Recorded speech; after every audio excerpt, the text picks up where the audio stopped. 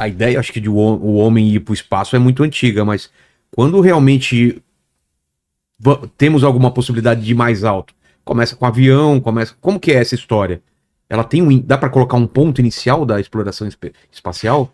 Cara, se a gente pegar antes da parte prática, pegar a parte teórica, lá no começo dos anos 1900... Teórica é gente pensando pensando em ir para o espaço. Tá. Tem os chineses, né? O pessoal fala que os chineses foram um dos primeiros a pensar. Porque assim, os caras já sabiam da pólvora. Fogo de artifício desde a Idade Média, né? Verdade. E tinha um romeno, começou a lançar uns foguetes na Romênia em 1800 e alguma coisa. Foguetinho assim, de pai... Metia num barco no rio, lançava lá um foguete que começou a subir mais do que o normal, entendeu? E aí até um cara que é herói na Romênia hoje em dia por causa disso. Tudo acontecia muito ali na região da União Soviética mesmo, nessa época, né? E aí você teve vários soviéticos trabalhando na ideia. Mas com intuito militar nessa época ou não? O intuito primeiro era teórico, para saber como que a gente ia fazer isso. Um dos mais famosos desse período aí é o Tsiolkovsky, né? Que aí ele fez várias equações. Ele criou a famosa equação do foguete, que a gente chama. Que é a equação que relaciona o empuxo com peso, com combustível. Passa a foto dele. Como chama o cara? Agora como que vai soletrar o nome dele, hein? Mas é complicado. Mas como pronuncia? Cara, eu não sei se coloca a equação do foguete. Coloca a equação do foguete que é melhor. O sujeito. É um monte de consoante. Tsiolkovsky. Eu chamo de Tsiolkovsky, nem sei se é assim que fala. Tá. Mas é engraçado que era União Soviética.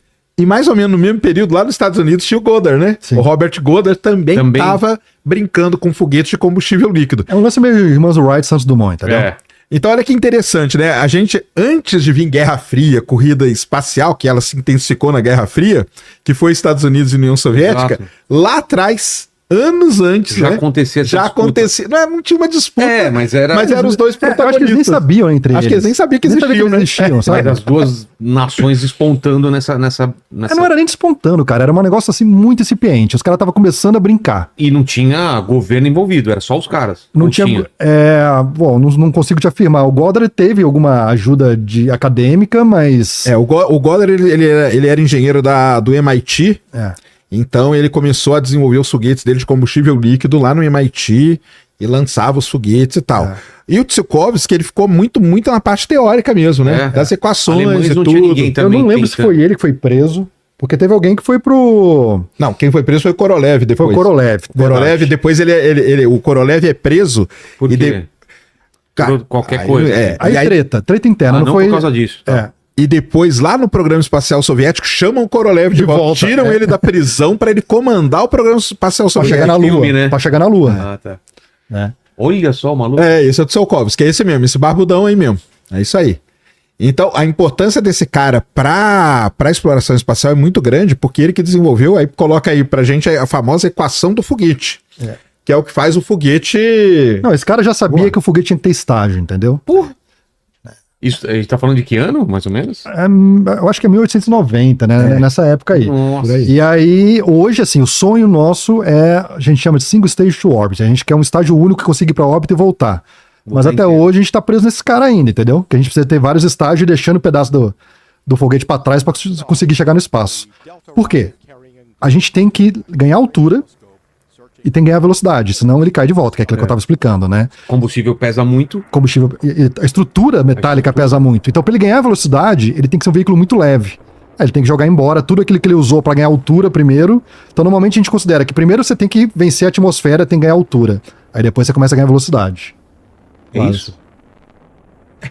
Não é isso. Não. Equação do foguete, só colocar a equação do foguete mesmo. Cara, negócio de foguete é um negócio muito interessante, que é o cachorro, eu falo que é o cachorro correndo atrás do rabo, né? Por quê? Você quer um foguete maior para ir mais longe, quer colocar mais combustível, só que aí o foguete fica mais pesado. Aí precisa de mais combustível para levar mais peso. É meio... Isso, essa equaçãozinha aí da velocidade, é isso aí. Agora eu entendi tudo. É isso aí. Né, Lene? Agora é a massa. Mais fácil agora. Por que não colocaram isso antes? Né? Explica pra nós, pelo amor de Deus. Vamos lá. Ali é a velocidade que você ganha. Então, o delta V é quanto que você está ganhando de velocidade. E aí, a velocidade inicial, e aí você tem o logaritmo natural da massa inicial sobre a massa final. Então, isso é a ideia... Essa é a ideia do combustível, perdendo, ou do estágio. Você vai perdendo estágio, você tá largando massa para trás. Pra quem quiser aí, ó, essa equaçãozinha aí, pra quem joga Kerbal, lá no Kerbal tem equação. Porque uma das coisas mais difíceis é quanto de ΔV. Tá vendo o ΔV ali? É o começo da equação. Isso aí é o quanto eu tenho que colocar no foguete para ele começar a fazer as coisas e tal. A galera que joga Kerbal aí vai saber do ΔV, porque toda hora eles têm que mexer no ΔV. Então a galera que joga Kerbal... Esse conceito de ΔV assim, é o básico da astronáutica, né? Então você quer fazer, por exemplo, uma correção de órbita de um satélite. Quanto que eu preciso de ganho de velocidade? É o tal do ΔV. Eu preciso sair do solo e chegar no espaço, o foguete. Quanto que é o ΔV que eu preciso para chegar no espaço? E aí esse ΔV, você inclui um monte de coisa. Então você inclui todas as perdas, por exemplo, atmosféricas. Então um veículo que está indo para o espaço, as moléculas da atmosfera estão freando ele o tempo todo. Então qual que é a energia que está sendo perdida nessa história? Então aí você normalmente tem um número fixo de ΔV, no sentido de que, olha, eu preciso de tanto para chegar no espaço, e aí você faz um foguete que consegue entregar aquele ΔV, por isso que essa equação é importante, que é a equação que você consegue enxergar de uma maneira prática quanto que é o ΔV que você está gerando com um veículo com determinadas características. Essa que é a ideia. E a equação que o cara fez lá, 1890, 1900. Essa equação que o cara faz... Cara, esses caras, eles eram...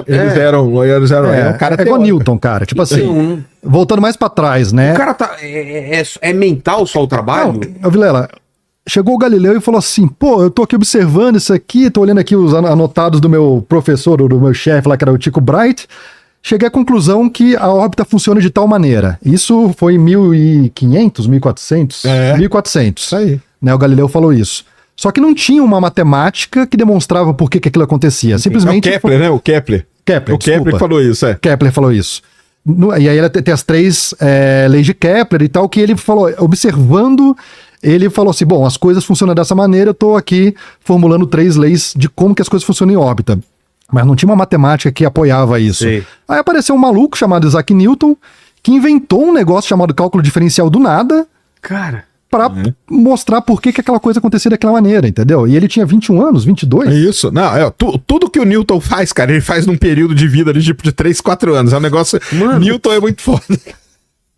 Cara... Newton não dá. É isso mesmo. Aí depois vem o Einstein também, que não tinha nada lá, ele inventa o negócio do nada. Mas o Einstein ainda tinha Lawrence, ainda tinha outras pessoas junto, mas o Newton, cara, era um negócio... Eu não sei. Não tinha, Da onde? O Tsiolkovsky também, cara. O Tsiolkovsky Viajante do tempo, claro, né? Com certeza. Lá da pirâmide.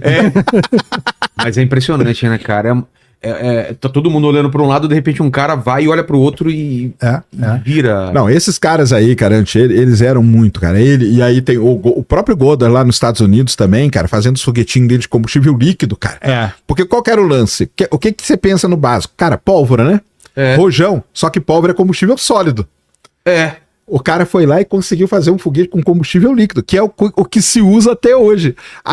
Mas o sólido usa também, né? Não, também? Hoje então, você tem foguetes de propulsão sólida e propulsão líquida, né? Não, o que eu ia falar é o seguinte, é impressionante a exploração espacial, cara, que é um negócio ultramoderno, mas o combustível nós estamos presos basicamente à pólvora, né? E é o combustível líquido. Estamos ainda não evoluiu... A gente brinca, cara, que o foguete que leva as pessoas é uma kitnet com uma bomba na bunda, entendeu? É isso. É isso. Tem uma bomba atrás de você. É uma bomba que explode de forma controlada, cara. Basicamente, foguete é isso. Por isso que o astronauta é um herói, né? Exato. É um maluco, né? O cara sentando em cima de uma bomba e vambora. É isso aí, cara. É isso. Cara... Só que você tem um bocal onde as coisas saem da maneira correta, controlada. Já que é uma bomba, não dá pra ser nuclear? Dá. Assim... Esse é um dos sonhos. Hoje se discute muito, né? O Lucas sabe até melhor que eu. Se discute muito hoje a propulsão nuclear. O que o pessoal está dizendo, o que eu tenho lido, é que eles querem fazer algo com propulsão nuclear, mas não para sair da Terra. Sai da Terra primeiro, quando estiver longe, aí você liga o motor nuclear. Porque se der algum problema, explode lá longe, né? Agora, para sair aqui da Terra, para dar um empuxo inicial, não sei se nós vamos entrar na propulsão nuclear, não. Você acha que vai chegar? Eu acho que ninguém se arriscaria, porque se der problema, né, vai dar... Não é um foguetinho que tá caindo ali na vila. É um acidente nuclear de grandes proporções, assim, cara. Mas, assim, hoje, uma das coisas que eu faço na vida, a gente tem um fundo de investimento que investe em empresas ao redor do mundo. Uma das empresas que a gente investe é uma empresa de propulsão nuclear, mas aí para o espaço. Então você coloca um veículo lá que vai ter um motor já em ambiente espacial que vai usar propulsão nuclear para se movimentar. Fissão nuclear? O que a gente investe é fusão. Fusão. Então, o que os caras estão hoje fazendo, né? Hoje, Fusão ainda é uma coisa que está se buscando, não é uma coisa que é amplamente dominada.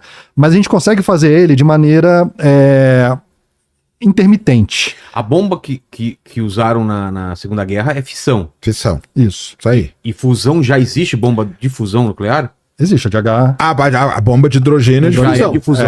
Mas aí tudo bem, porque você não quer controlar, você quer que ela exploda. O intuito realmente é O negócio da fusão para gerar energia que o Lucas está falando é o seguinte: a fusão nuclear hoje, ela funciona por poucos minutos ou poucos segundos.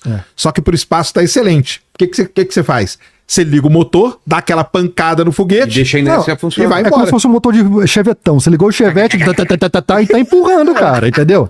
Tá gerando corretamente? Não tá, mas tá funcionando para empurrar. Se o motor funcionar por 2, 3 minutos, já deu uma impulsão. Aí depois de um tempo você pega e liga de novo. E vai embora, e assim vai indo. Então, porque muita gente até me pergunta, pô, mas a fusão nuclear o pessoal não domina, por que no espaço funcionaria? Por causa disso, porque você não precisa ligar o motor e deixar ele ligado o tempo todo. Entendeu?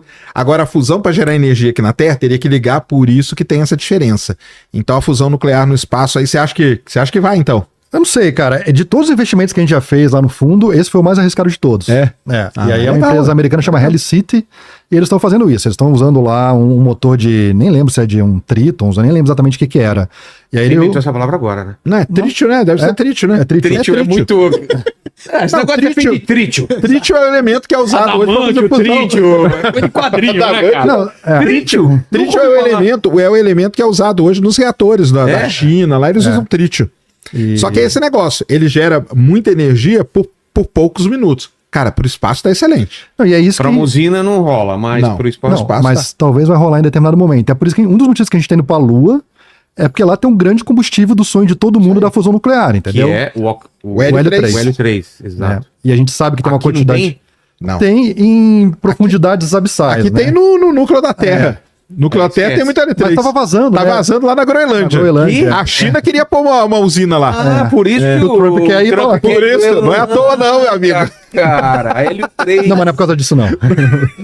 É por terreno mesmo, por né? terreno Só o mesmo, pessoal só. não falar, não é por causa... Não achar que é verdade, mas... Mas tem L3 vazando. A Terra teve L3 no passado, no núcleo da Terra. Então o núcleo da Terra tem muito L3. Hoje não tem, e ainda bem que não tem. Por quê? Porque o L3 ele é gerado pela radiação ultravioleta combinando com a rocha. Sei. Só que nós não temos radiação ultravioleta, por isso que nós estamos aqui, entendeu? A atmosfera nossa bloqueia. O fato de ter na Lua Na Lua, tem a ver de a Lua ter sido um pedaço da Terra? Não tem a ver. Tem na Lua pelo seguinte, o Sol é o grande produtor de hélio 3 do sistema solar. Ele está produzindo o tempo inteiro e está espalhando isso no sistema solar com os ventos solares. Então tem um negócio que chama vento solar, Sim. que são as partículas do Sol sendo aí dispersadas no sistema solar. Para todas as direções. Para todas as direções. Lua não tem atmosfera, ou é desprezível a atmosfera lunar. Então todo o hélio 3 que vem do Sol Não tem nenhum impedimento. não tem impedimento, começa a acumular na Lua. Diferente do que acontece na Terra. Como a Terra tem atmosfera que é densa, esse hélio 3 que vem do Sol bate na atmosfera terrestre e vai embora.